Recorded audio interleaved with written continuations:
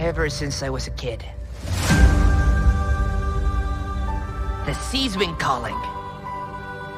So, I'm setting out to follow my dreams. I'm gonna be king of the pirates. All I need is a loyal crew. And I think together we'd make a pretty good team. We're heading up to the Grand Line. A treacherous stretch of ocean with bigger islands and bigger pirates. Careful with that. I don't work for you. I'm sensing a little bit of tension amongst the crew. Not a crew. We haven't sailed together for very long, but I know we've got each other's backs.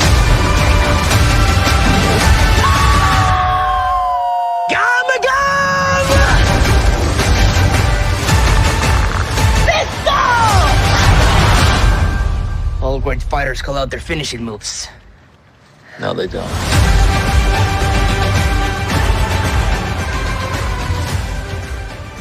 It is January of 2024. Happy New Year to you. It's not too late to say Happy New Year. It's Adam. It's been a while, but I'm hoping you are doing well whenever you're listening to this, wherever you may be in the world right now. Hoping also that you ended 2023 on a good note, starting the new year off on a blast, because if you ask me, 2023 is not going to be one of those years that I'm going to look back on too fondly. It's just a mess of a year, personally. So I'm just hoping that 2024 will make up for that, and a lot more positivity for this year, it being a leap year, and also fingers crossed for 2024. But yes, this is my review of Netflix's live action series for One Piece. I had wanted to record this review last year after watching the series, but I ended up not having any internet data, so I was offline for a while. And by the time December rolled on, I couldn't get anything done because we ended up dealing with an electrical fault. So that just put all my plans aside, and I had to just hold on until January when I was back online. And fortunately I had all my notes ready, so here we are getting this review done. So I'm hoping you're looking forward to it. And of course, if any of you are fans of One Piece and you had a chance to watch the live action series, I'm sure you've got your own thoughts about the series, positive, negative, it doesn't matter. Any of your feedback, you can of course send it my way. If you're watching this on YouTube, check the description. You'll see a link to the show notes for this review. The show notes are on my blog site. So in the comment section on my blog site, that's where you can leave all your comments, your feedback. You can tell me what you thought of the live action series, because there's a lot to say about it. Despite the high rating that it got on Rotten Tomatoes, I saw that percentage and I thought, really, is it that good? I need to see it for myself, and got to see it, and so I'll get to share my thoughts about it with you in this review.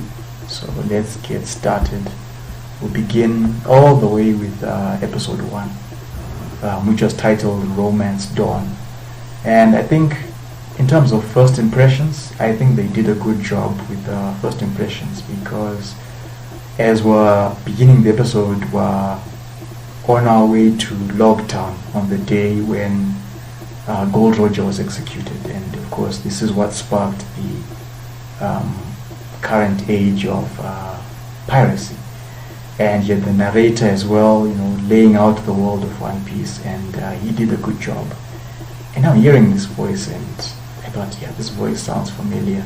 I should know who that is. And of course the narrator was none other than Ian McShane. Now Ian McShane, if the name isn't familiar, he was Blackbeard in the Pirates of the Caribbean, one of the Pirates of the Caribbean movies. which is funny because here he is as a narrator in a series which is about pirates. So I thought that was a nice touch. He is also Mr. Wednesday, or Odin, in American Gods, the TV show. But more recently, he is Winston in the John Wick movies. I think that was a fine, you did a fine job there. So here he is again as the narrator. I'm not sure if he was just the narrator for episode 1.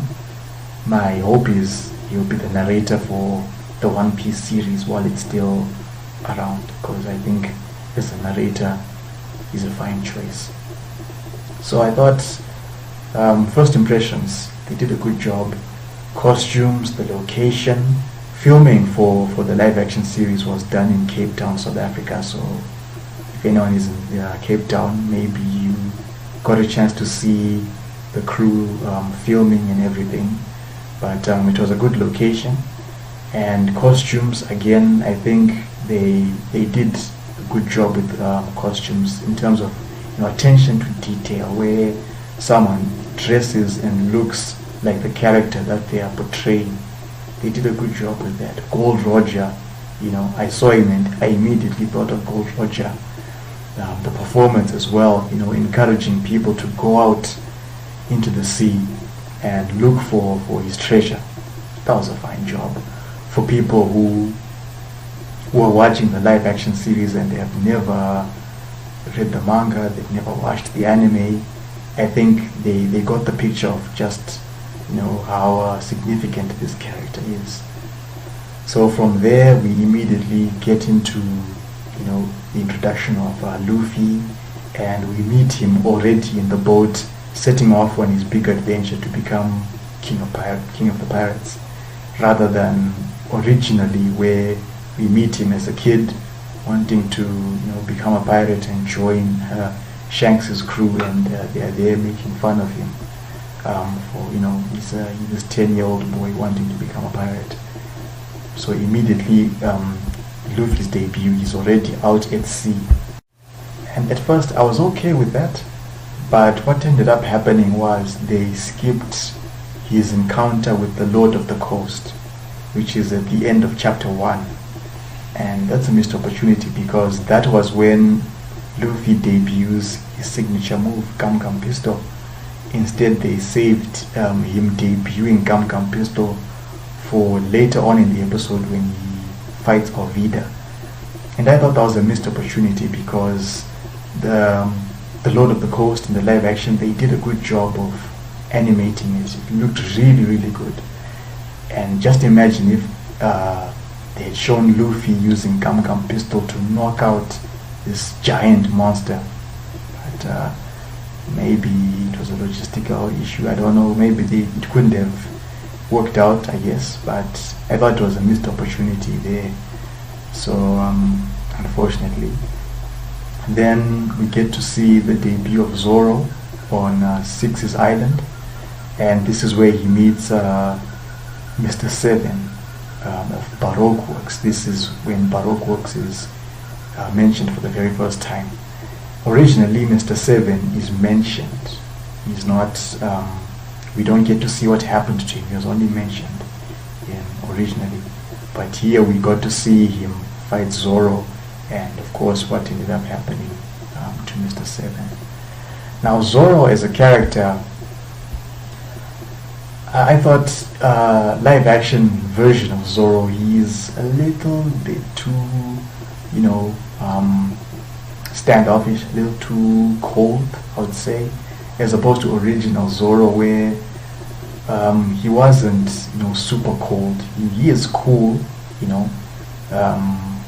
where he's usually, I guess, a little bit of a loner, but not to the extent of in the live action version, where he got to a point where he doesn't even call out the names of his techniques, unlike original Zoro where he's got a lot of cool techniques and we know the names of those cool techniques because he calls out their names when he uses them. And this became a sticking point for me when we get to the episode where Zoro fights Mihawk, the big fight between him and Mihawk, and I'll cover that when we get to that episode. But I thought Zoro, maybe he needs to cool off a little bit in the live action series. Hopefully in season 2 he's mellowed out and he's more closer to original Zoro than what we got of most of him in season 1. We also got the debut of Nami in the flashback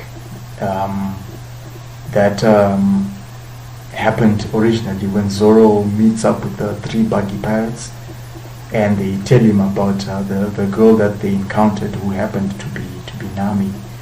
Now in this flashback, we didn't get to see Nami displaying a little bit of her navigational skills, where she's able to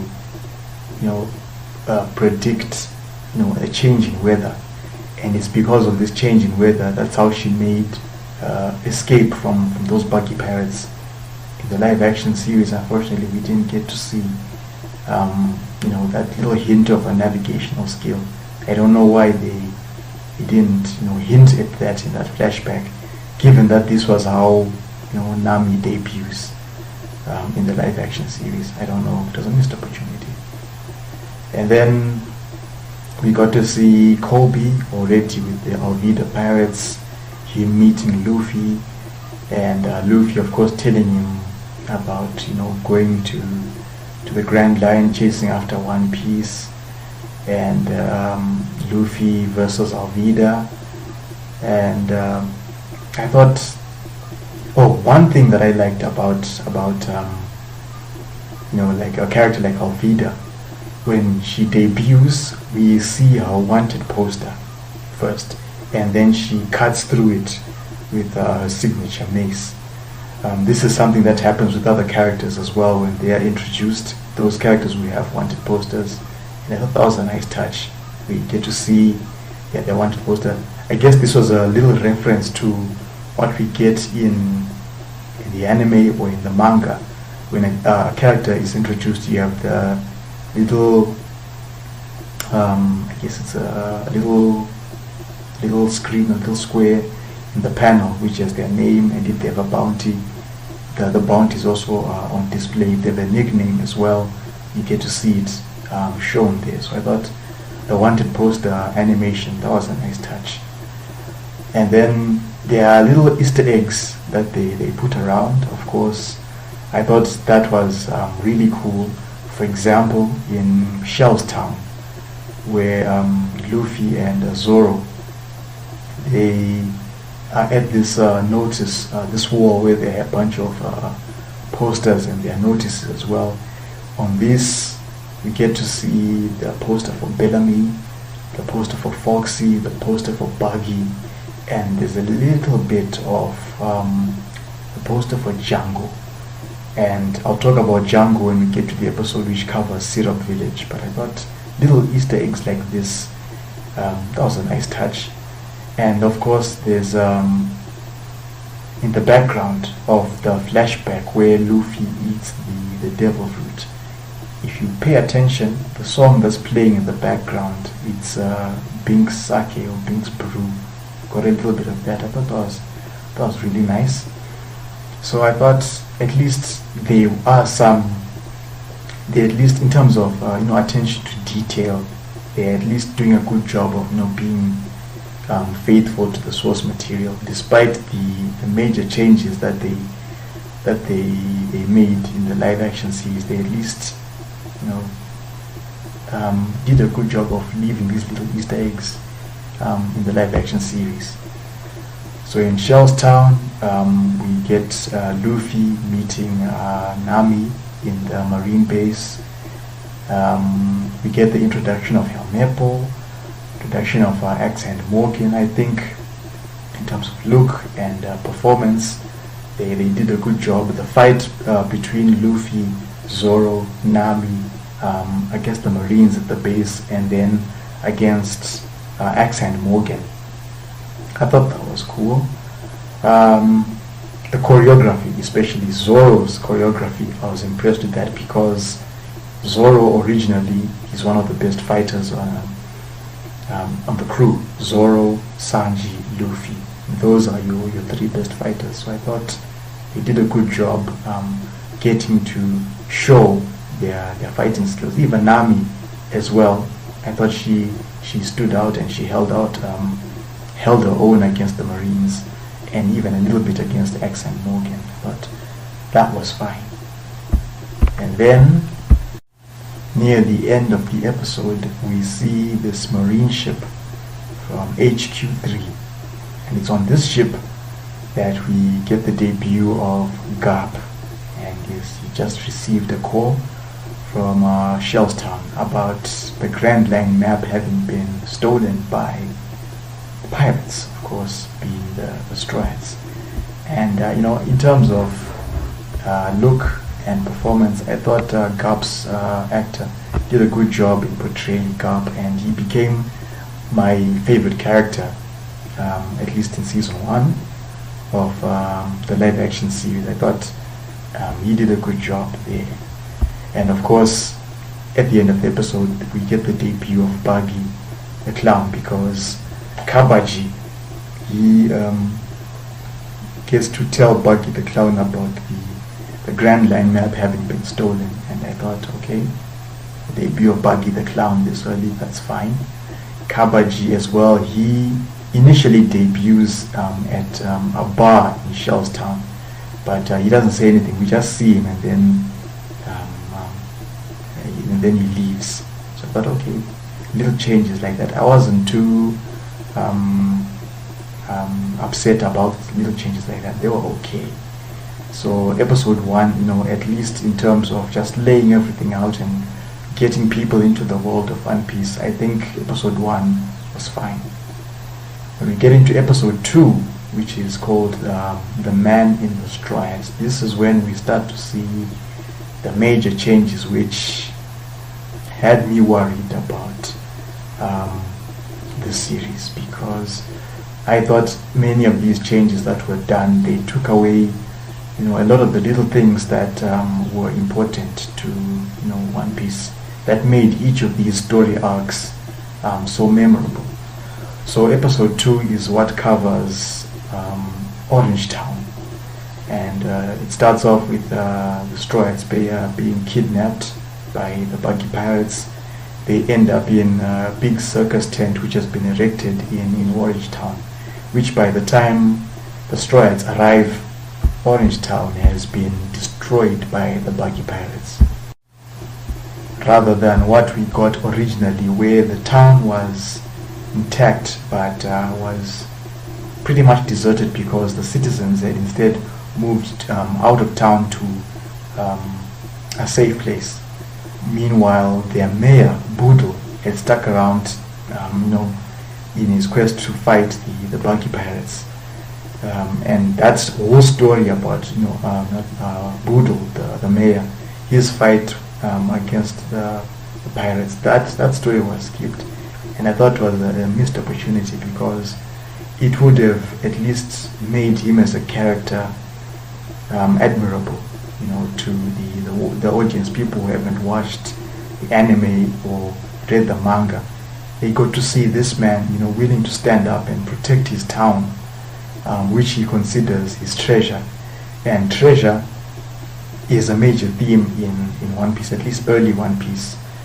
For those of you who are unaware, there's a podcast, or I prefer calling it an audio series, that I do called the Multi-Mangaverse. And in this series, one of the manga that I'm covering is One Piece, and we've covered volumes 1 to 6. So treasure is a major theme. It could mean an object, for example, Luffy's straw hat, that's his treasure. The promise that Zoro made to his childhood friend Kuina, that's his treasure. And again, you meet a character like Boodle again, Orange Town, that's his treasure. And you meet many other characters who treasure something. So I thought it would have been something, something to include in the live action, instead of what we got, where the citizens have been rounded up and they are chained to the seats in the circus tent in their town, and they are the reluctant audience to the buggy pirates as they are there doing all kinds of circus acts. And I thought it was unfortunate that they skipped Boodle's story, even the story of Chocho the dog, and his treasure, which was a pet store that belonged to his owner, who prior to the events of Orangetown, his owner had passed away, and Chocho the dog had been left behind to watch over the pet store. That's his treasure.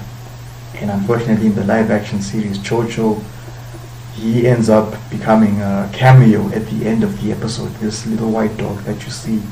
And for someone who's just watching the live-action series, they would have no idea the significance of that white dog that just pops up near the end of the episode. And also the reveal of Buggy's devil fruit powers. Originally, Zoro is the first one who finds out that Buggy, the captain of the pirates that he encounters, is a devil fruit user.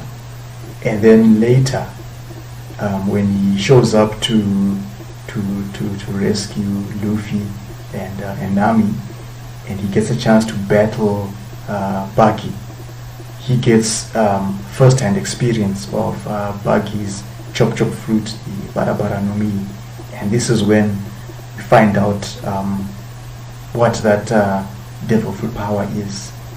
Instead, in the live-action series, the power is revealed in the fight between the Straw Hats and Buggy, and even the fight between Luffy and Buggy, it's not a long fight like what we got originally. Instead, we got just a little. It's a shortened fight, and of course, it ends originally with Luffy using a Gum Bazooka to send Buggy flying. But because Buggy becomes a recurring character in the live-action series, as opposed to originally where we follow what happens to Buggy after Orangetown through the chapter cover pages in the manga. Instead, what ended up happening is after Luffy defeats him in episode 2, we see Buggy is back again in the tent in the following episode. So a lot of changes were done for this Orangetown arc, to the point where a lot of the key elements of that arc were skipped in the live action. We don't get to see Luffy versus Moji, the animal tamer, and his friend Richie the lion. He doesn't even make an appearance in the live action series. He's just mentioned.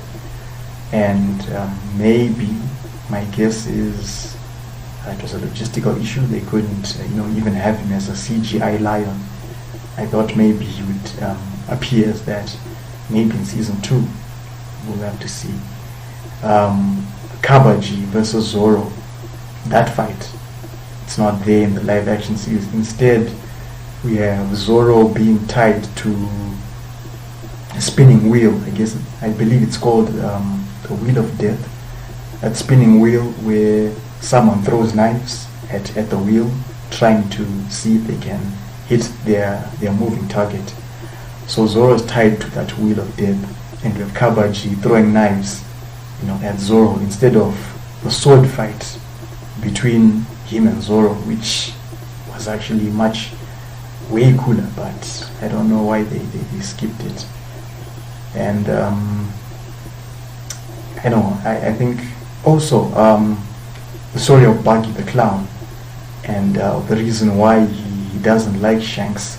There was a flashback originally which shows when Buggy ate the devil fruit and gained his powers, and him falling, there was some treasure that he wanted to get, and he ends up in the sea. But because he's got his devil fruit powers, he can't swim. And who's the man who jumps into the sea to rescue him? Shanks. So that whole story of why Buggy doesn't like Shanks skipped in the live action series. So instead we just know that Buggy, for some reason, he doesn't like Shanks because nobody knows. So people who are watching the live action series will have no idea why he doesn't like Shanks. And that, to me, it was unfortunate, because in the live action series, Buggy is not portrayed as this dangerous pirate with the clown theme around him. Instead, he's more of a I guess someone who can is more clown than pirate, as opposed to originally where he's a pirate who looks like a clown, right? Despite what Buggy does or how he looks, you don't forget that he's a pirate, unlike in the live action series. So it made me wonder now, how far is Buggy in the live action series? How far will he get? What other changes are they going to make to the character? Because I just found it hard to picture him as what Buggy is now originally. Yonko. Initially, he ended up being a Shichibukai, and then goes on to become, reluctant Yonko. You see, so I don't know. I just hope they'll improve the character, in season 2. So that was episode 2. With all these changes, it just made me a little bit worried, because with the changes that they did in episode 2, what other changes have they got in store later on? So from episode 2, we get into episode 3, which is titled Tell No Tales. And this is when we get into the Syrup Village story arc. And again, in terms of changes, this is when I started to have a lot of critiques about the live action series. So originally, after Orange Town, the Straw Hats, they move on to the island of rare animals, and that's where they meet Gaimon. In the live action series, that story doesn't make it. Instead, we just go straight into the Syrup Village story arc. And the reason why they end up going to Syrup Village is because Luffy says they need a better ship. And Nami is the one who brings up that, she knows a place where they could get one. And this is where she talks about Syrup Village, which in the live action series is known for its shipbuilding. And I thought, okay, that's interesting, because shipbuilding, there's one place in One Piece which is famous for its shipbuilding, that of course being Water 7. So I thought, okay, that's to make Syrup Village from the cozy little village that it is originally to this shipbuilding village with a lot of activity going on in it. Okay, I thought that was an interesting change, but I just went along with it.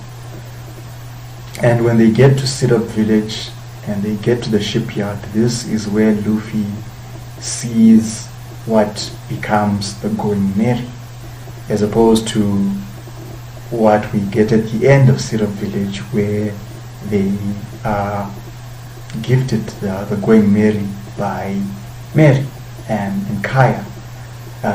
We'll find out why they made all these changes as we get into this episode in episode 4. So while the Straw Hats they get to Syrup Village, Kobe, if you remember, he joins the Marines, and his sailing skills, because of his time with Alvida, Garp notices that Kobe's got some sailing skills, and he ends up moving Kobe away from regular that is a regular recruit. So Garp moves him forward from doing that work to working directly under Garp. So I thought that was interesting, since Garp is now a recurring character in the live action series.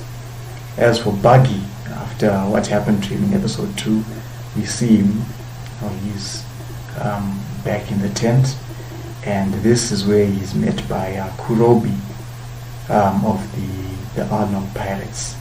And this is again the first time when we get a little hint that there are other pirates who are around, the Arlong Pirates. And Kurobi, he tells Buggy that Arlong wants to speak to him, but Buggy, he refuses, and he tries to attack Kurobi, but Kurobi, he dodges that move and he knocks Buggy down. And this is when we get the initial display of Fishman karate. So I thought that was cool. So again, from there we go back to the shipyard after Luffy he sees the ship, and this is when he meets Usopp. Now Usopp, I've got some things to say about Usopp in the live action series, because this again, in terms of changes with Usopp the character, they left out the Usopp pirates.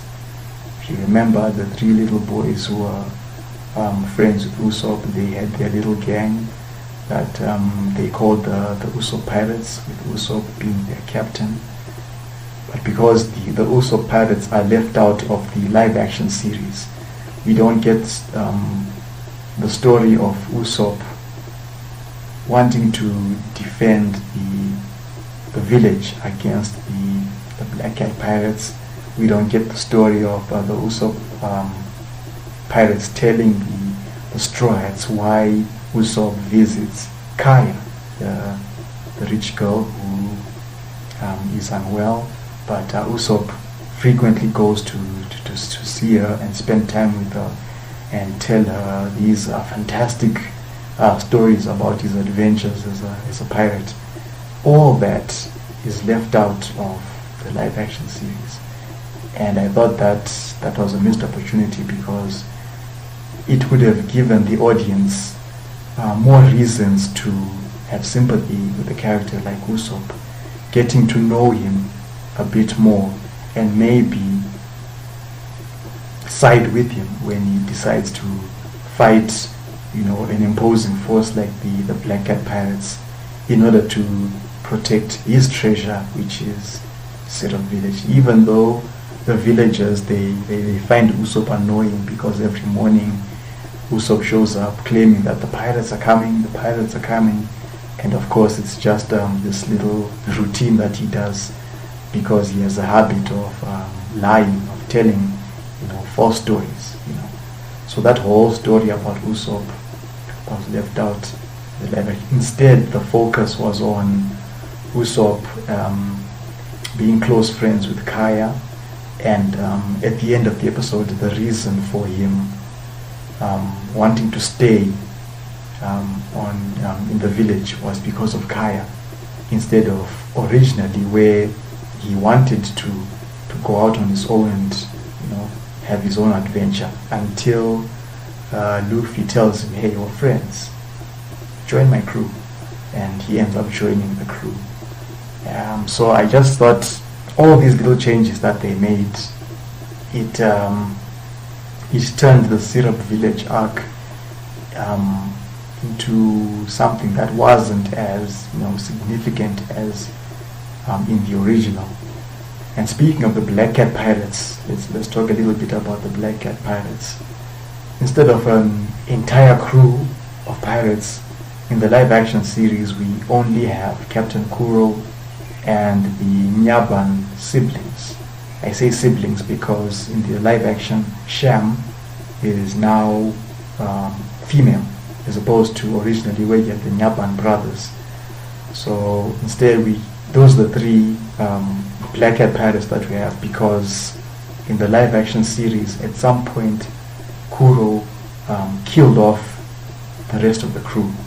And that explains why Django, we talked about a little bit about Django. Django is not in the live action series. So because Django is absent, we don't get to see him, show off his hypnotizing skills. We don't get to see him hypnotize Bucci, and in his fight against Zoro, we don't get to see Django hypnotize Luffy, and Luffy debuting another one of his signature moves, Gum Gum Gatling, and we get to see him use Gatling on the Black Cat Pirates, which would have been way more impressive than what we ended up getting in the final episode of the live action series. That's when we get to see Luffy use Gum Gum Gatling. We'll get to that. So no Django as a result of it, and because of that we don't get to see Usopp versus Django, and Usopp debuting his Hisatsu exploding star against Django when he shows up to rescue Kaya and the Usopp pirates. We don't get to see any of that. The story of Kaya and Kurahado. Kurahado, I thought, in terms of look and in terms of performance, his actor did a good job with that. No problem with that. But I think without the Black Cat Pirates and what ended up happening in the fight between Luffy and Kuro, and Kuro not having much, not liking his crew because he thinks they are this bunch of failures, and Kuro, of course, he's someone who values making plans, planning his moves, and because his crew, they fumbled his plans, he doesn't have much love for them. And as a result, when he uses Shakushi, his signature move, a lot of the Black Cat Pirates are caught up in that attack, and Luffy, his reaction to seeing someone not having any respect for their crew, it gave Luffy another reason for disliking Kuro and wanting to defeat him. Unfortunately, in the live action series, because there are no Black Cat, the fight is not as impactful, not as major, even though I would say the fight was okay in the live action series, but it was brief, and again, not as major. Another major change that I was not too happy about in the live action was what happened to Mary. Now Mary, originally, he is another butler who works for Kaya, but in the live action he is a lawyer instead, and he ends up getting killed by Kuro, while originally, although he is gravely injured by Kuro, he survives, and Kaya finds him in the mansion, and Mary tells Kaya what happened to him and who attacked him, and this makes Kaya realize now that Kurahado is not the person that she thought he was, right? And because Mary is killed off in the live action, we don't get the big presentation at the end of the arc of the Going Merry, right? Mary and Kaya, they gift the ship to the Straw Hats. Mary is the one who designed the ship, and that moment I thought was way more significant compared to what we get in the live action, where although Kaya is there to present the ship to the Straw Hats, Luffy decides to name the ship the Going Merry in Mary's honor, his memory. But still, it's just not the same. It doesn't mean as much. So I'm not sure why they decided to kill off Mary, such a significant character. And as for the Marines, they find out that they are pirates in the Gecko Islands, and they head over there. Kobe and Helmeppo, they meet up with Usopp when Usopp, he goes back into the village after finding out about Captain Kuro. Goes back to the village. He's now looking for help, trying to warn the villagers that there are pirates who are there, but of course nobody believes Usopp except for Kobe and Helmeppo, who are there. Kobe, at least, is willing to hear what Usopp has to say.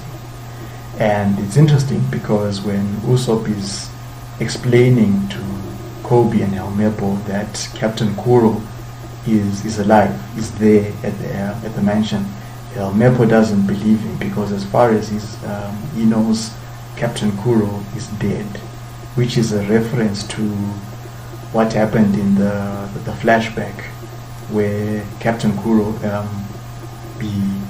has one of his crewmates hypnotized by Django, and that crewmate is dressed up to be Captain Kuro, and he is the one who is captured by the Marines, and X and Morgan was among those Marines.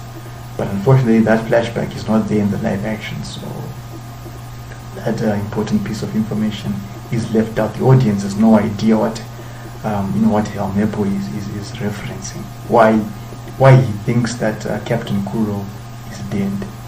You see, so that was a missed opportunity there. So at the end of the episode, the crew, they're going merry. They leave the islands, and that's when they encounter Garp's ship, and Luffy sees Garp, and this is when he makes the big reveal that Garp is his grandpa, which is super early, compared to the originally, where it's hundreds of chapters later. That's when the big reveal is made. But here in the live action series, you get it at the end of episode 4. I did think that was interesting, but and I didn't have a problem with it, because Garp has been made a recurring character in the season, so the reveal, I was fine with it. I thought it was okay. So that was the end of episode 4. It closes out the Syrup Village story arc. And also at the end of episode 4, we have the romance angle.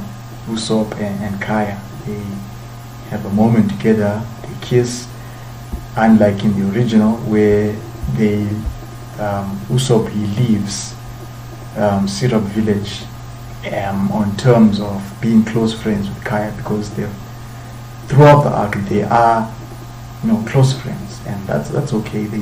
There wasn't this push to them being romantically involved like what we got in the live action. And I just thought it would be funny if at the end, near the end of One Piece, if we get the chance to see Usopp returning to Syrup Village and reuniting with Kaya and the Usopp pirates, the former Usopp pirates. There is no hint of romance. They are still good friends, So I just thought, I don't know why they decided to push for that angle, but anyway, I guess it wasn't enough for them just to leave them as close friends. And again, because of the absence of the Usopp pirates, we don't get the big dramatic disbanding of the Usopp pirates, right? That was such a significant moment, it's a very emotional moment in the manga and in the anime, and they decided to leave it out since the Usopp pirates are absent. Again, another missed opportunity. So that was episode 4. Episode 5, which is titled Eat at Baratie, kicking off the Baratie story arc. This one also had a few things that I was not too happy about. Like at the beginning of the episode, when picking up where episode 4 ended with the Marines finding the straw hats, and they begin attacking the ship. We had Usopp being assigned to load the cannons, and what we see is Usopp fumbling the loading of the cannon. He fails to load the cannon, which did not happen originally, because originally Usopp demonstrates his sharpshooter skills when he's able to load a cannon and fire at a target for Luffy, because Luffy was testing out one of the cannons when they had left the Gecko Islands, and Usopp, he shows up and he shows Luffy how it's done, right? So I didn't understand why they had him fumble, failing, loading up a cannon in the live action. It took away some, it made him look a little incompetent, right? When he should be able to load a cannon, right, and fire it accurately. But yeah, well, it is what it is. And of course, Luffy is able to deflect one of a cannonball that Garp throws at the ship. Luffy displays Gum Gum Fusen, Gum Gum Balloon, deflecting that cannonball back to the marine ship. And Garp, although it does damage to the ship, he is rather impressed by Luffy. And I guess because we didn't get Luffy using that move to deflect a cannonball which was shot from full-bodied ship at the beginning of the Baratie story arc, like what we get originally, I guess this sort of made up for that. So that's what we ended up getting. And eventually they make their way to the Baratie after escaping from the Marines thanks to a fog. And the Baratie now, which in the live action it's much more a restaurant now, as opposed to what we got originally, which is a ship which is part restaurant and also equipped for naval battles, because the head of the ship, it can be detached, and it's this own a little ship, this paddle powered ship. We didn't get that in the live action, unfortunately. The head instead has been turned into a bar. So that was Baratie is now just a restaurant, but it did look well designed. I thought the Baratie looked really good. So on that point, they did a fine job with that. So they get into the restaurant, they get a table, and we get the debut of Sanji, who is working in the kitchen. He's preparing a dish which is known as the true bluefin saute, right? And I'll talk about the soundtrack for the live action near the end of this review, because the true bluefin saute is actually the name of the song which will be playing in the background when Sanji debuts. So I thought that was pretty cool. We also get to see Patty, we got to see Zeph, but we didn't see Kane. And unfortunately, the Baratie staff in the live action is not this collection of lively characters that add their own bit of character to the arc. They are just these background chefs who are just there, and it's only Sanji, Patty, and Zeph who are the only major characters from Baratie. So unfortunately, and as a result, we don't get the story of the chefs willing to fight to defend the Baratie against Don Krieg and his pirates. Get to Don Krieg in a moment. So as a result, we don't get that story. And again, back in the dining area, speaking of cameos, we do get to see Full Body and we also see another character being cameoed, and it's Crescent Moon Galley. That's the pirate that Full Body is shown having an argument with. And I thought that was a nice little cameo, because when I saw Galley, I didn't recognize him at first. I thought, wait, why does this pirate look familiar? I should know who he is. But eventually I had to look up and figure out that, oh yes, Crescent Moon Galley, he is a character from one of the One Piece one-shots for the manga. So I thought that was a nice touch to just have him there as a cameo. Even Moody, Full Body's date, she's there as well. Nice little cameo. So then, speaking of cameos, we have Garp on his ship. He makes a phone call, right? And who does he call? He calls Draku Mihawk. And Mihawk makes his debut. We see him somewhere in the Grand Line, and he's dealing with a crew of pirates. And which crew of pirates is this? It's the Krieg Pirates. And this is where we see Don Krieg, and we don't get him for the rest of the episode or the arc, because he is killed off by Mihawk off screen, right in the middle of this phone call between Mihawk and Garp. And I thought, well, that's the Baratie antagonist gone just like that, right? And because Krieg is killed off, we don't get the story of Krieg showing up at the restaurant, the story of Gin. Gin, he shows up at the restaurant, but he's there as the only survivor of the Krieg Pirates, right? So we don't get that story, the story of Krieg deciding to take the Baratie as his ship, because his own ship is destroyed by Draku when he shows up at Baratie. We don't get the story of Gin showing his loyalty to Krieg, despite Krieg using that poison gas, MH5, if I'm remembering correctly. We don't get that.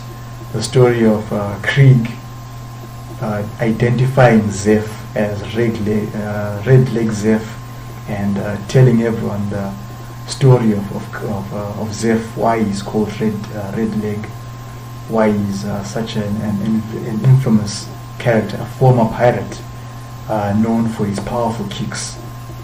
That story is not there. And what else? Krieg wanting Zeph's logbook, because Zeph, while he was active as a pirate, he spent a year traveling through the Grand Line, and that journey is recorded in the logbook.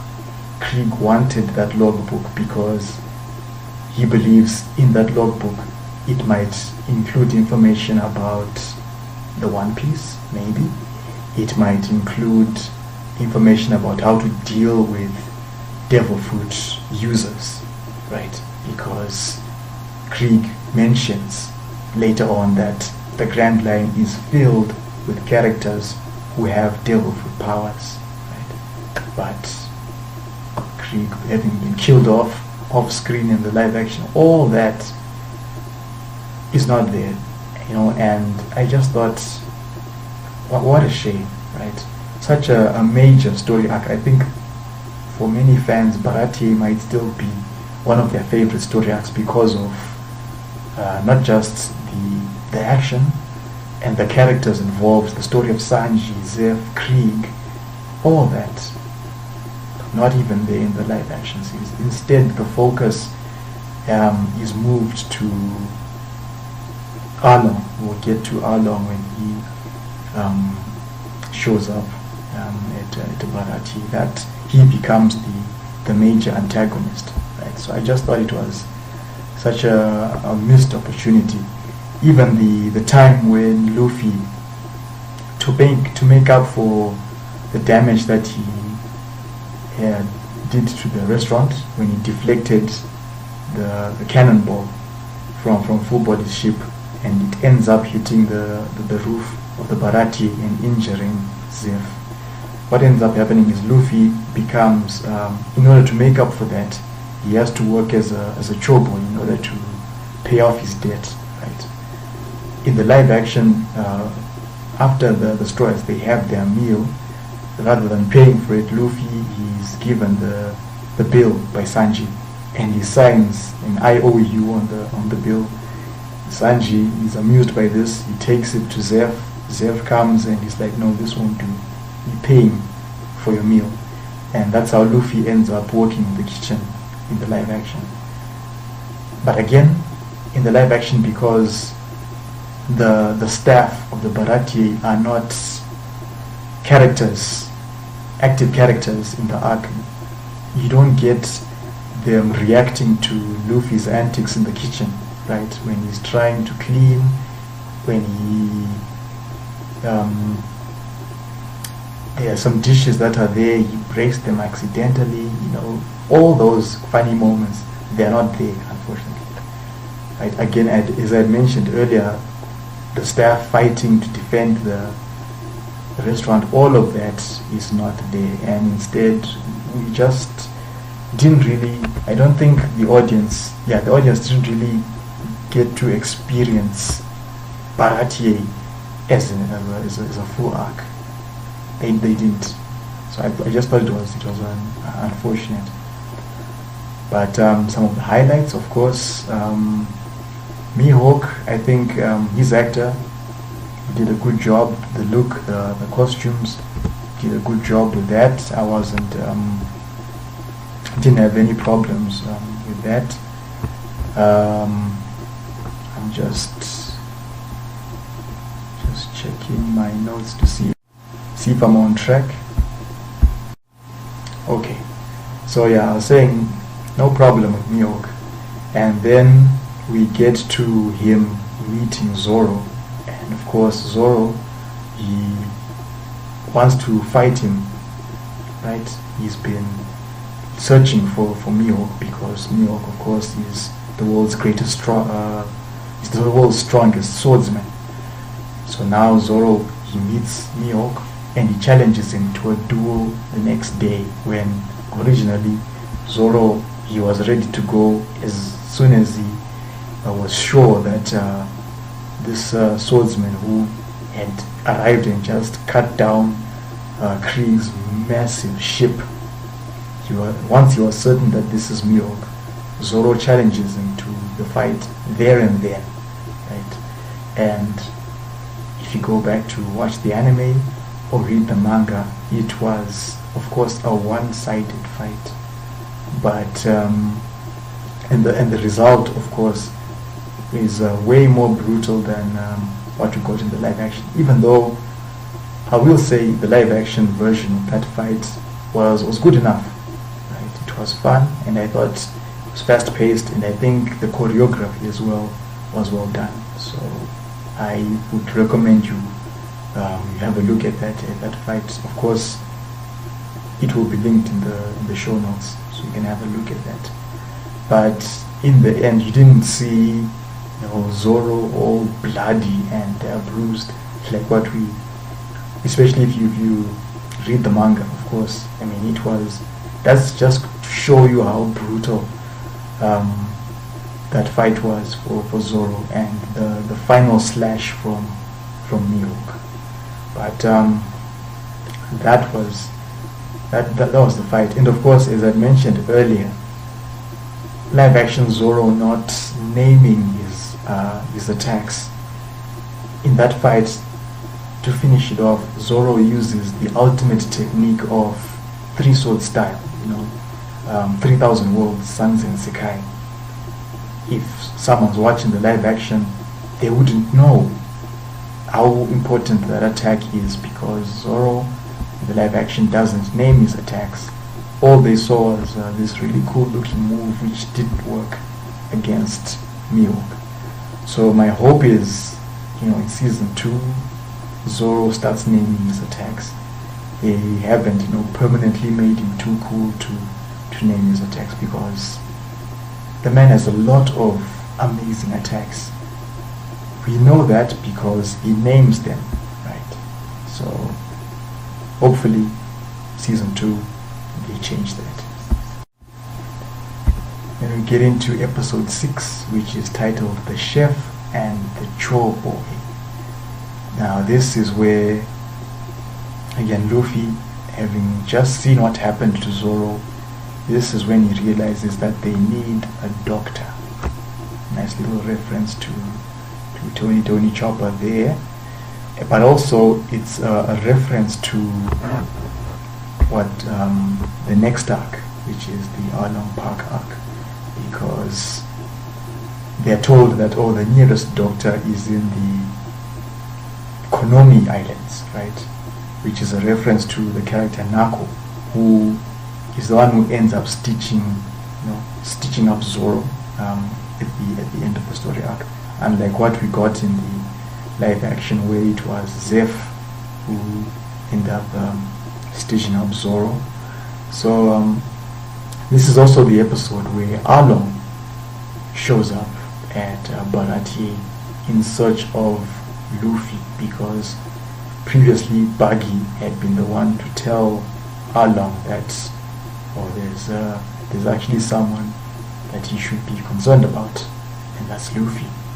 And so Arlong, he shows up at Baratie looking for Luffy, and Nami is that's another major change actually, because originally Nami, at the end of in volume 6, Nami has left Baratie. She finds a wanted poster of Arlong, which was in the possession of the bounty hunters Yosaku and Johnny, two characters who are not in the live action series. That's something I should have mentioned here. They're not there in the live action series. So originally Nami, after seeing that wanted poster, she ends up taking the Going Merry and she sails off on her own, right? And the bounty hunters, they go on to tell Luffy, Zoro and Usopp about what happened with Nami. But Nami is still around in the live action. She finds out about Arlong arriving at Baratie.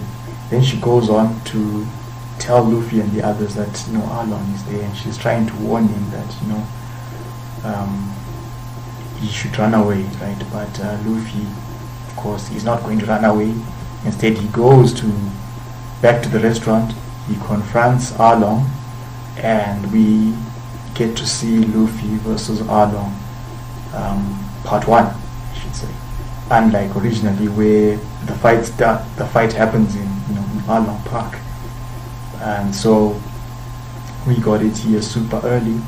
And I thought, in terms of just getting to see Luffy versus Arlong for the first time, it was okay. I didn't have a problem with it. But again, I just thought, because this is still the Baratie story arc, we should have been getting Luffy versus Krieg instead. But yeah, unfortunately there. So Luffy versus Arlong happens, and then Nami shows up and she tells Arlong there's no need to kill Luffy. Instead, just throw him in the sea, because he's a devil fruit user.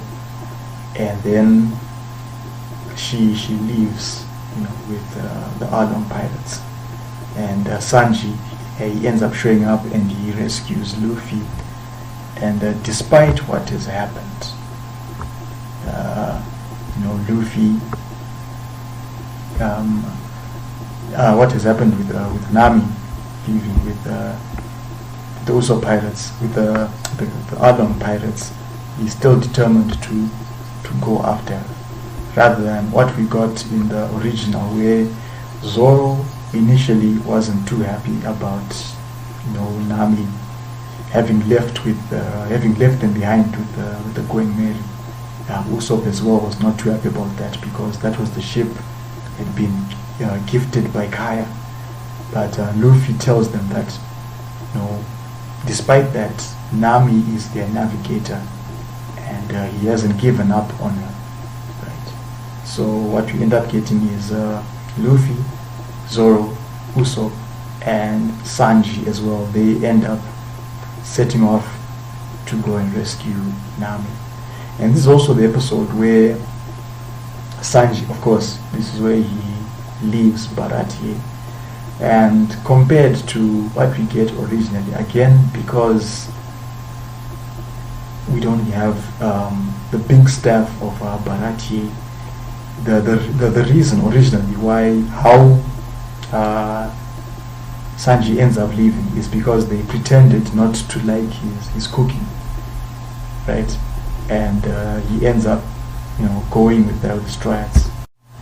And that big scene where Sanji, before he leaves, he thanks Zeph and the Baratie cooks, for putting up with him and being there for him and training him and everything.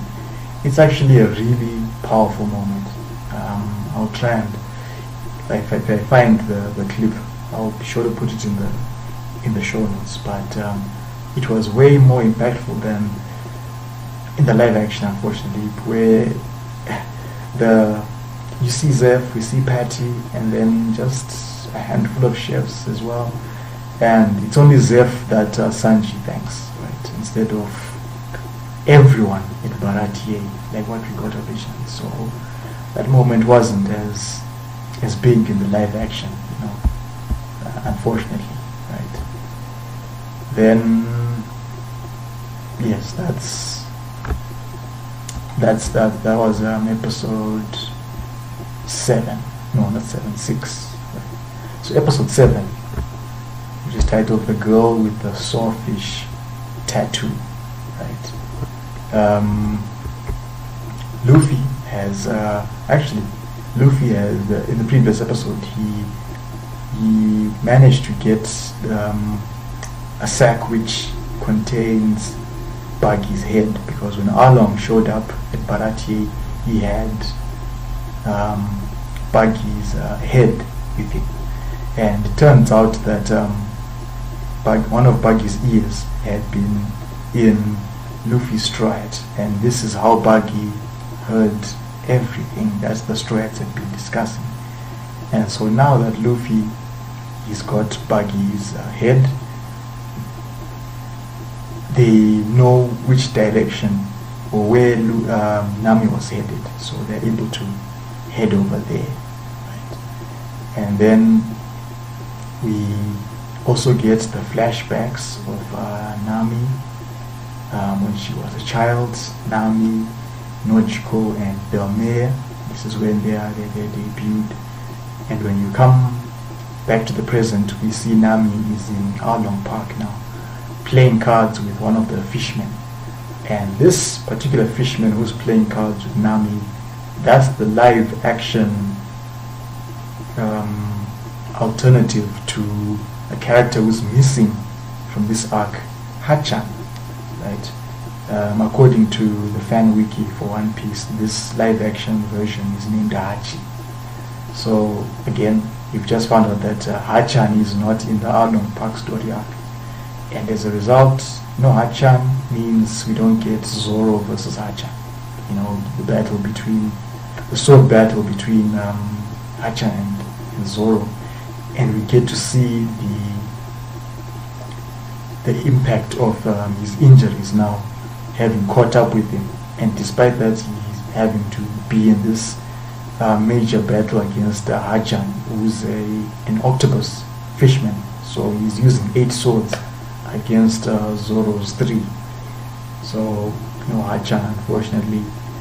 But I thought in terms of look, right, Arlong Park in the live action, it resembles a carnival more than just a standard base of operations that is a pool of water. But I thought it looked good, although I might have to, I might ask a question that why would I would ask that, why would the fishmen want to decorate their base to resemble, what would, something that humans would have set up instead. So I just thought it was a little strange that the fishmen would have all these displays for their place. And then the Straws, they eventually arrive in Kokoyasi village, and this is where the villagers, they meet Genzo, because at this point Genzo has gathered the villagers and they have to pay their monthly tribute to the Arlong pirates, but there's not enough money at this point. And Nami had, after the playing cards with the Hachi, she goes off to meet Arlong, who assigns her to go to Kokoyasi village to collect a tribute. So Nami eventually arrives in the village and she meets up with the Straw Hats, and of course she's not too happy about them being there, because she tells them that well, she didn't really belong to the Straw Hats. She was lying to them. She's actually a member of the Arlong pirates, right? But still, of course, Luffy doesn't accept that, because as far as he's concerned, Nami is their friend. So from Kokoyasi village, they go off to the given directions by Genzo to the orchard, where they meet Nojiko, and it's Nojiko who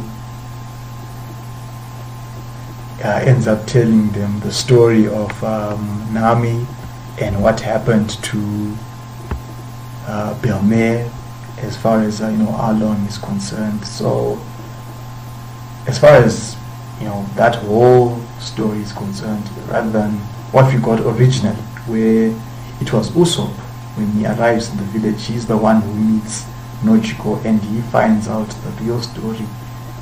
He gets Nami's backstory and the story of the pirates and everything.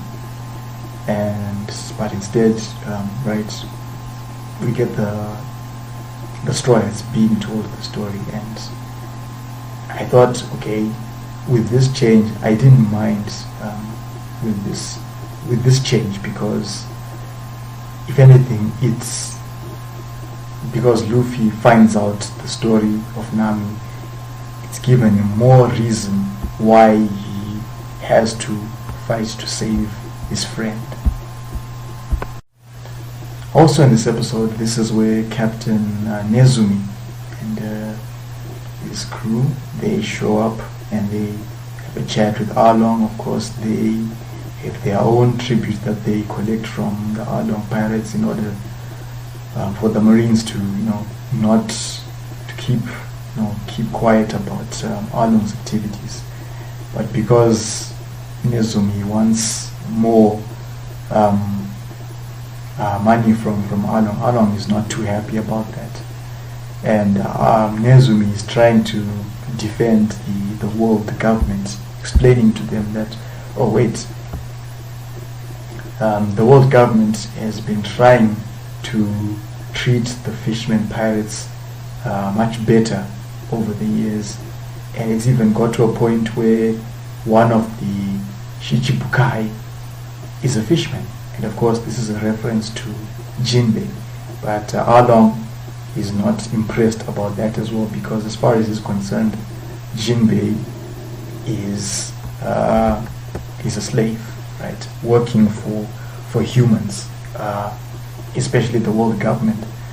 And this version of Arlong, compared to original Arlong, who is more content with the power that he has gained in East Blue, being the most powerful pirate in East Blue, he's satisfied with that.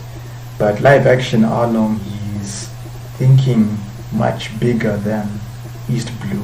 He wants to take over the rest of the seas, and this is something that is only made clear way ahead in One Piece. When we get to Fishman Island, that's when we get a better picture of Arlong's ambitions. But but in the live action, we get them there and then. So I was okay with that, because I think we get to see a much more fleshed out version of Arlong's character. I thought the costume and the character's performance by his actor, it was well done. I mean, he even nailed Arlong's signature laugh. He did a good job with that. So I was fine with that little change.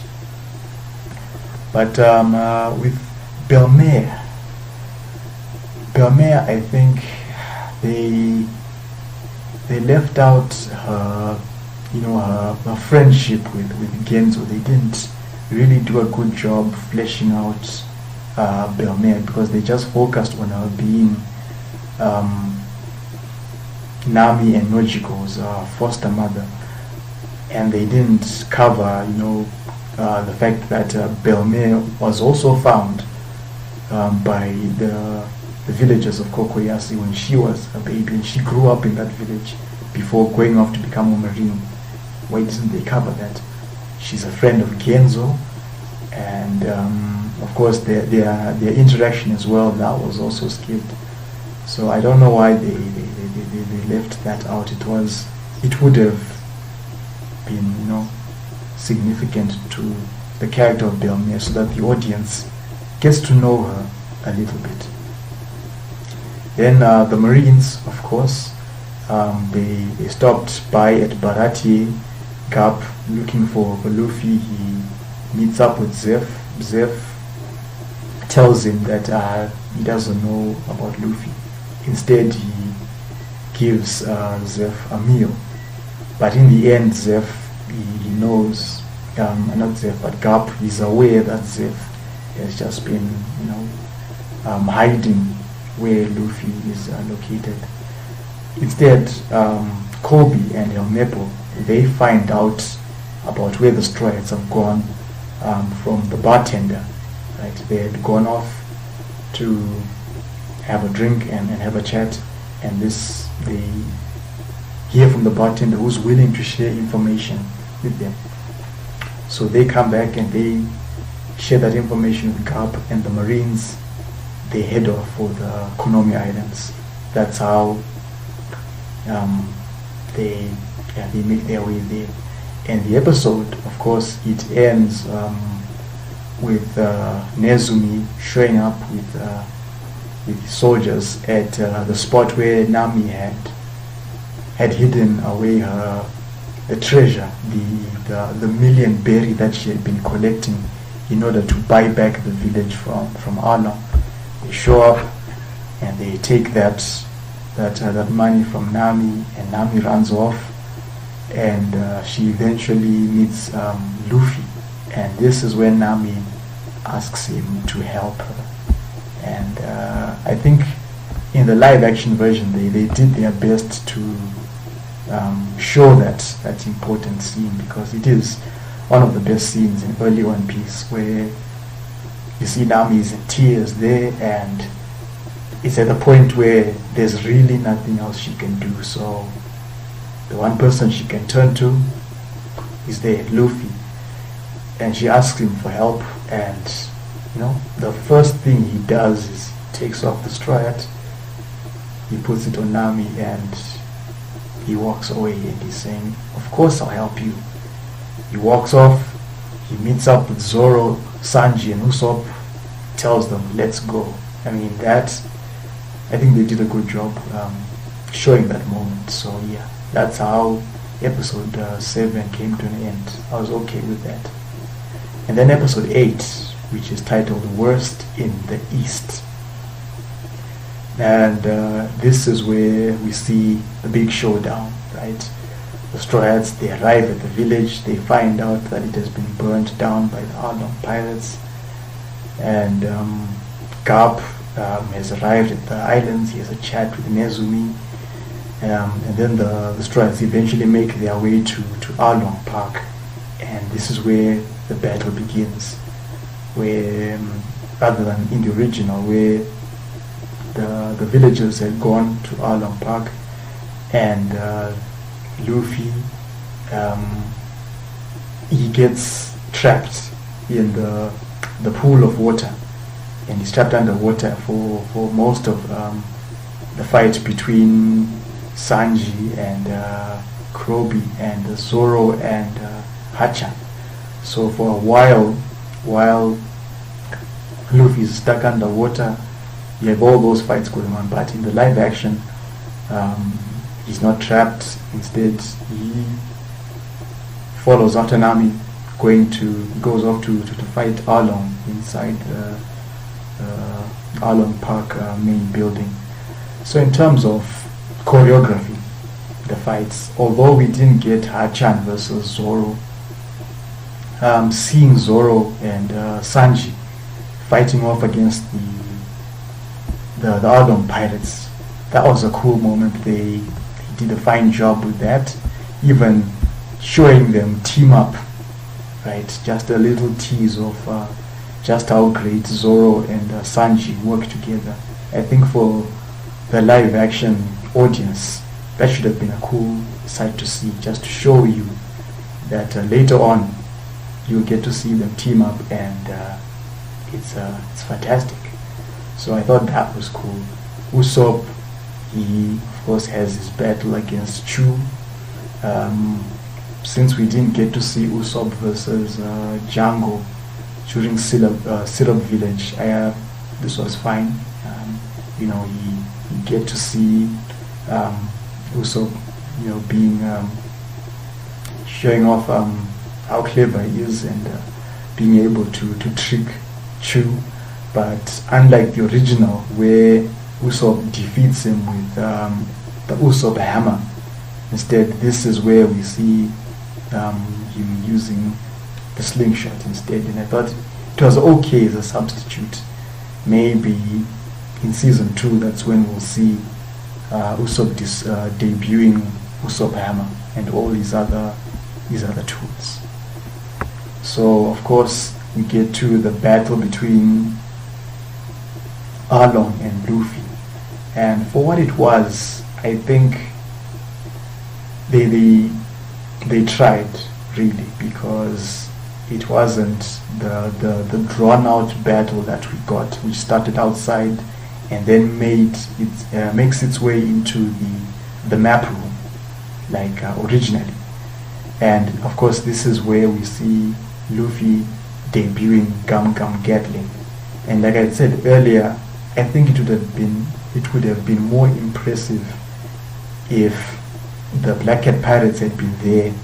We see Luffy using it against an oncoming crowd of the Black Cat Pirates, and we just see this wall of fists flying and knocking out a bunch of pirates, right?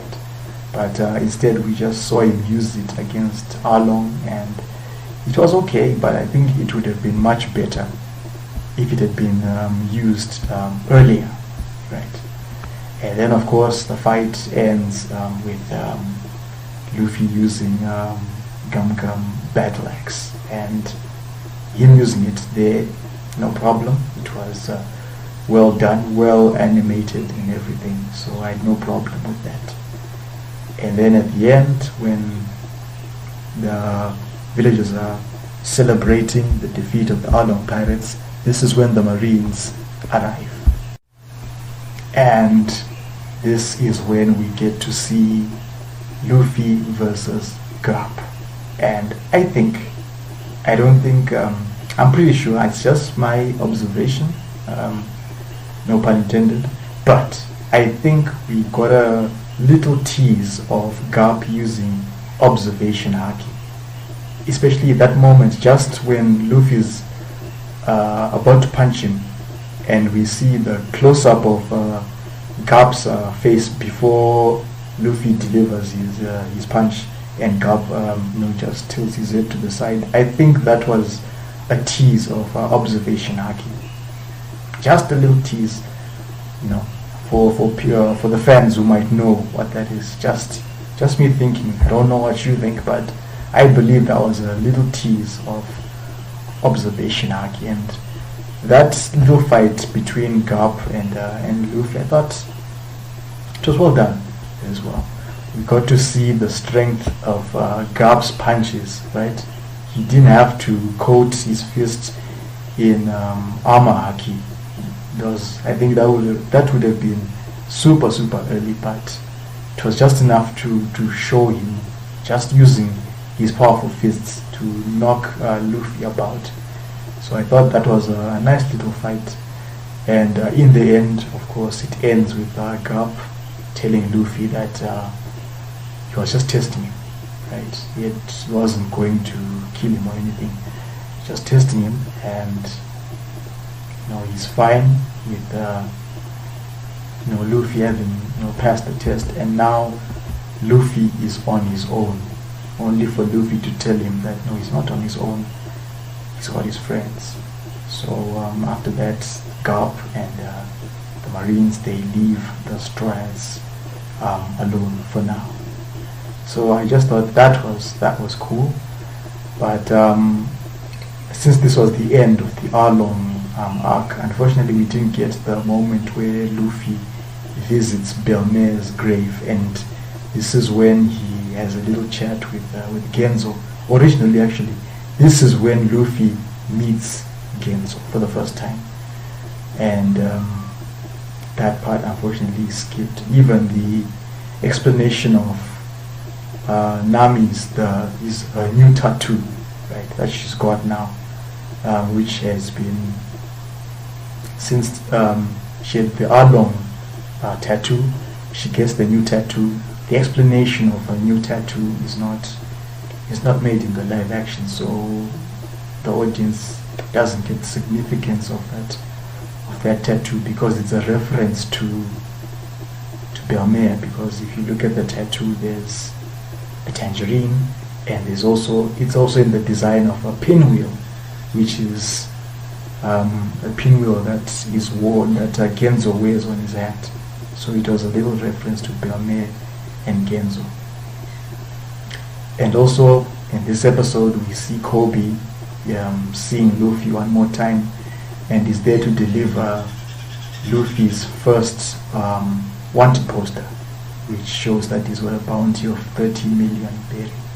Unlike in the original, where it's after Log Town, that's when Luffy gets his wanted poster. But I thought for this moment it was good enough. It was fine. Didn't have a problem with that. And then as the episode is wrapping up to an end, the Straw Hats, they set sail now, heading towards the Grand Line. Buggy, we see him, he's in a bar, and he meets Alvida in this bar, because Buggy has just seen the Luffy's wanted poster, and Alvida's there, and it's before she has eaten her devil fruit. She hasn't gotten that power yet. It's because originally, like I was saying, after Orange Town, Buggy, we only find out what Buggy is up to thanks to the cover pages of the chapters after Orange Town. And Buggy, he meets Alvida somewhere out at sea after sailing away from the island of rare animals, because Buggy would go on and meet Gaimon. So after that, out at sea, he meets Alvida, and Alvida at that point has slimmed down thanks to a devil fruit power. So here instead we get Buggy and Alvida meeting in a bar. And of course the episode ends with the little cameo of Smoker, right? We see Smoker sitting in a dark room somewhere, and on his desk is the wanted poster for Luffy, and we see Smoker just burning a hole in that wanted poster with his 2 cigars. That's Smoker. Just a little tease for season 2. So that was season 1 of One Piece. Now with season 2, I wonder though, if I'm just going to make a rough guess right now, I think season 2 will end with it will start with Log Town and then end with Alabasta. I think if you're going to be ending the season with a major story arc, Alabasta is big enough, to end the season with. Maybe if they're going to maintain the 8-episode format, then episode 7, episode 8, that can be for Alabasta. Or if they are, ambitious enough, maybe do we get in? I don't know. Do they get into Jaya? Maybe that will be season 3, right? You get into Jaya and then Skypiea, and maybe you end season 3 with Water 7 and his lobby. That's my belief. Because if you end with Alabasta, the story arc, you've picked up Chopper somewhere mid-season. Chopper has been added to the crew, but you end the season with Nico Robin joining the crew. So I think Alabasta will be the end of season 2. I haven't gone online to check if any news about season 2 has come out yet. So this is just me thinking on the top of my head. Then, just before we wrap up my review, let's talk a little bit about the soundtrack for the live action, because if you know me and if you followed my content over the years, I am big on music. So I was curious to find out how the soundtrack is for the live action, because the One Piece anime, if it's known for one thing, it's the soundtrack. There are a number of memorable songs in the One Piece soundtrack. Songs that even now, if you watch an episode of One Piece, you'll always hear a song from the soundtrack, even if it's a song from years and years ago, still sounds really good now. So with the live action series, the soundtrack was composed by, getting my notes ready here, by two people. There was Sonia Belosova, I hope I got that right, Sonia Belosova, and is it Giona Ostinelli? Giona Ostinelli. They are the composers for the live action soundtrack. Now Sonia Belosova, you might not recognize the name, but you may have heard one of her songs, because if you've watched The Witcher, the song Toss a Coin to Your Witcher, she composed that. I didn't know until I read up a little bit about her, and I found out, oh, she's the one who composed that, and it's a nice little song from The Witcher, so you can thank her for that. So I think for the live action, they did a good job with the soundtrack. It sounds like a pirate soundtrack, without comparing it to the One Piece soundtrack, because when I was watching the live action, I was hoping to hear songs from the anime soundtrack, just even little remixes of the songs from the soundtrack, but instead we just got an original soundtrack, and there were a number of songs that I liked from the soundtrack. I'll put a list of all the songs that I liked from the soundtrack, but just to name a few, there's Wealth, Fame and Power. I liked that one. Bluefield Sautier, the track that plays when Sanji debuts, I liked that one. The song for Gum Gum Gatling, I liked that one as well. The World's Greatest Swordsman or Swordswoman, I liked that. Yeah, just to name a few, those are the songs I liked. So if any of you are music fans who wanted to check out the live action soundtrack, I recommend it. Go have a listen to it. It's pretty good. It's pretty good. So that's it. That's my review of the live action series. I didn't want to just do a short little review, because this being One Piece, and with a lot of the stuff that was packed into the live action series. I thought it's better to just let's cover episode by episode and we talk a little bit about what happens in each episode.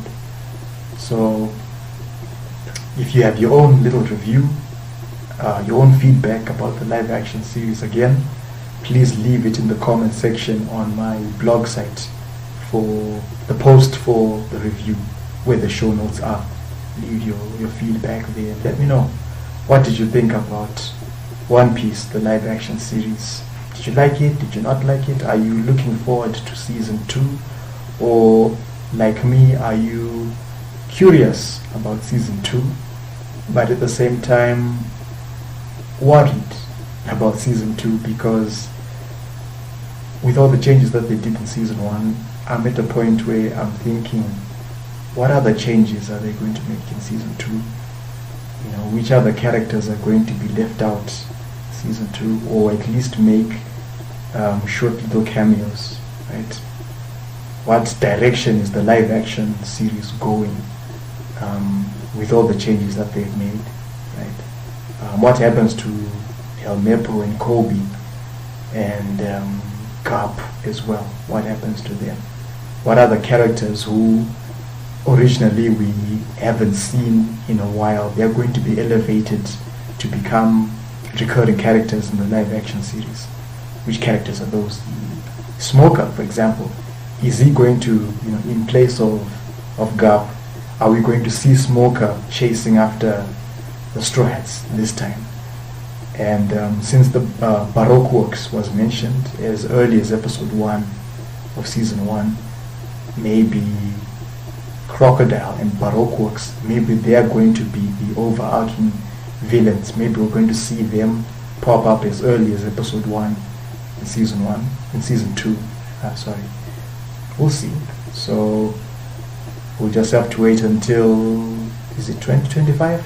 Is that when season 2 is coming out? Because the last time I checked about season 2, that was what I found out, that it's set for 2025. Unless things have changed, I'll have to look online, but we'll see. So anyway, that's my review. Thank you for listening.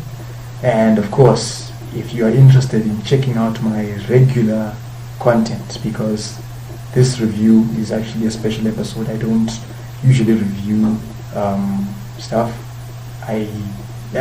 like this, you know, but maybe I might start doing more reviews every once in a while when there's maybe another live action adaptation worth checking out. I'll drop a review. But for my regular content, I mostly do audio content, and I make walkthroughs as well. If any of you play Pokemon ROM Hacks, maybe there's a walkthrough that I've done for a ROM hack that you've played before, or I've provided a walkthrough for a ROM hack that you're currently playing. You never know. So all the links to where you can check out all my other content, they will be in the show notes. So please check them out after this. Thank you for listening. Until next time.